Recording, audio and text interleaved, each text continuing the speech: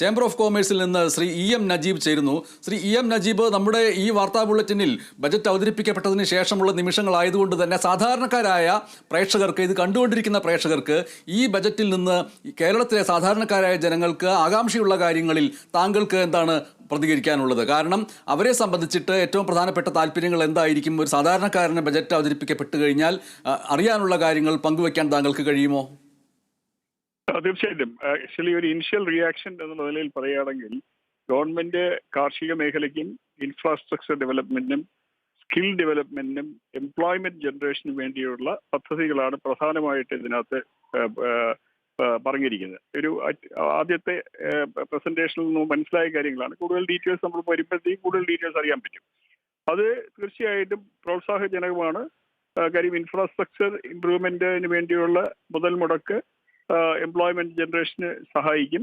അതുപോലെ തന്നെ skill ഡെവലപ്മെന്റിനും employment ജനറേഷന് വേണ്ടിയുള്ള പ്രത്യേക പദ്ധതികൾ അവതരിപ്പിച്ചിട്ടുണ്ട്. അതും കാര്യം നമ്മുടെ എല്ലാവരുടെയും ഒരു ആവശ്യമാണ് എംപ്ലോയ്മെന്റിന്റെ കാര്യത്തിൽ. കാര്യം എംപ്ലോയ്മെന്റ് ജനറേഷനാണ് ഏറ്റവും പ്രധാനമായിട്ടുള്ളത്. ഇൻഫ്രാസ്ട്രക്ചറിന് പൈസ മുടക്കുമ്പോൾ തീർച്ചയായിട്ടും സാമ്പത്തിക മേഖലയിൽ അതിനോട് അനുബന്ധിച്ചുള്ള ഉന്നമനം ഉണ്ടാകും.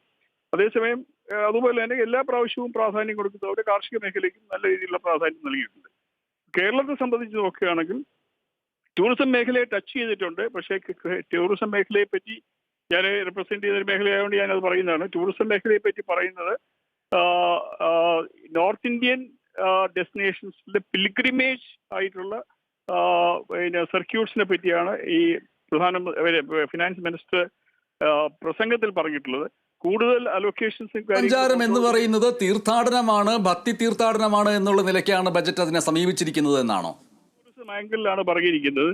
ഇൻഡസ്ട്രിയുടെ ആവശ്യം എന്ന് പറഞ്ഞു കഴിഞ്ഞാൽ ഒരു എക്സ്പോർട്ട് സ്റ്റാറ്റസ് ഈ മേഖലയ്ക്ക് നൽകണം. അതുപോലെ തന്നെ GSTയുടെ കാസ്കേഡിംഗ് ഇഫക്റ്റ് എന്ന് പറയുന്നത് വളരെ കൂടുതലാണ്. കാര്യം 18% മുതലുള്ള ടാക്സേഷനാണ് ടൂറിസം മേഖലയ്ക്ക് ഉള്ളത്. അത് കുറയ്ക്കണം, അത് ഏകീകരിക്കണം. ഇങ്ങനെയുള്ള നിരവധി ആവശ്യങ്ങൾ നമ്മൾ ധനമന്ത്രിയുടെ മുന്നിൽ അവതരിപ്പിച്ചിരുന്നു, നാഷണൽ ലെവലിൽ തന്നെ അവതരിപ്പിച്ചിരുന്നു. അതിനൊന്നും തന്നെ യാതൊരു പ്രഖ്യാപനങ്ങളും കണ്ടിട്ടില്ല. കേരളത്തെ സംബന്ധിച്ചിടത്തോളം ഒന്നും തന്നെ ബഡ്ജറ്റ് സ്പീച്ചിൽ പറഞ്ഞിട്ടില്ല. കേരളം എന്നൊരു സംസ്ഥാനം എക്സിസ്റ്റ് ചെയ്യുന്നതിന് ബാക്കിയുള്ള സംസ്ഥാനങ്ങളുടെ സ്ഥിതി അത് തന്നെയാണ്. കാര്യം എന്നാൽ ആന്ധ്രയും ബീഹാറും മാത്രമാണ് പാക്കേജ് ആയിട്ട് ഡിക്ലെയർ ചെയ്തിട്ടുള്ളത്. ഒരുപാട് ആവശ്യങ്ങൾ കേരളത്തിന്റെ ധനമന്ത്രി തന്നെ 24,000 കോടി രൂപയുടെ ആവശ്യങ്ങൾ പാക്കേജ് പ്രഖ്യാപിക്കണമെന്ന് പറഞ്ഞിട്ടുണ്ടായിരുന്നു.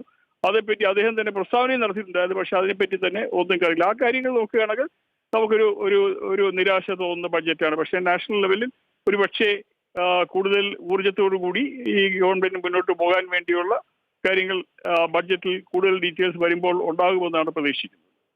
അതായത് ഒരു ഫെഡറൽ താല്പര്യങ്ങൾക്കുപരിയായിട്ടുള്ള ഈ ഒരു ഭരണകൂടത്തെ നിലനിർത്തി കൊണ്ടുപോകാൻ വേണ്ട എല്ലാ വിട്ടുവീഴ്ചകളും ചെയ്തിട്ടുള്ള ഒരു ബജറ്റ് എന്നുള്ള നിലയ്ക്കാണ് ഇതിനെ കാണേണ്ടത് എന്നാണോ പറയേണ്ടത്? പൊളിറ്റിക്കൽ ഇൻട്രസ്റ്റ് മാത്രമായിട്ടാണ് ബഡ്ജറ്റിലെ പ്രസന്റേഷനിൽ കാണുന്നത്. പക്ഷേ ഒരു ഒരു ഒരു ബാക്കിയുള്ള എല്ലാ സംസ്ഥാനങ്ങൾക്കും ഒരു ഈക്വൽ പൊസിഷനും ഒരു ഫെഡറൽ സപ്പോർട്ടും നൽകേണ്ട ഒരു ഗവൺമെന്റാണ്. ഇപ്പൊ ആസാമിന് അവിടെ എന്താണ് ഫ്ലഡ് സിറ്റുവേഷൻ ഉള്ളതുകൊണ്ട് അതിന്റെ പ്രത്യേക ധനസഹായം പ്രഖ്യാപിച്ചിട്ട്, അതേസമയം കേരളത്തിലും അതുപോലെയുള്ള ഫ്ലഡ് സിറ്റുവേഷൻസും മറ്റു പ്രശ്നങ്ങളും ഫേസ് ചെയ്യുന്നൊരു സംസ്ഥാനമാണ്. പക്ഷെ അതിനകത്ത് യാതൊരു പ്രഖ്യാപനങ്ങളും കണ്ടില്ല. എസ്പെഷ്യലി കേരളത്തിൽ തന്നെ 2 മന്ത്രിമാരുള്ള സമയത്ത് നമുക്ക് നമ്മുടെ പ്രതീക്ഷ വലുതായിരുന്നു. റെയിൽവേയുടെ കാര്യത്തിലാണെങ്കിലും അല്ലാതെ ഉള്ള കാര്യങ്ങളിലാണെങ്കിലും പുതിയ സർക്യൂട്ട് ടൂറിസം മേഖലയ്ക്ക് അവതരിപ്പിക്കുന്ന കാര്യത്തിലാണോ ഒക്കെ തന്നെ ഒരുപാട് പ്രതീക്ഷകൾ ഉണ്ടായിരുന്നു.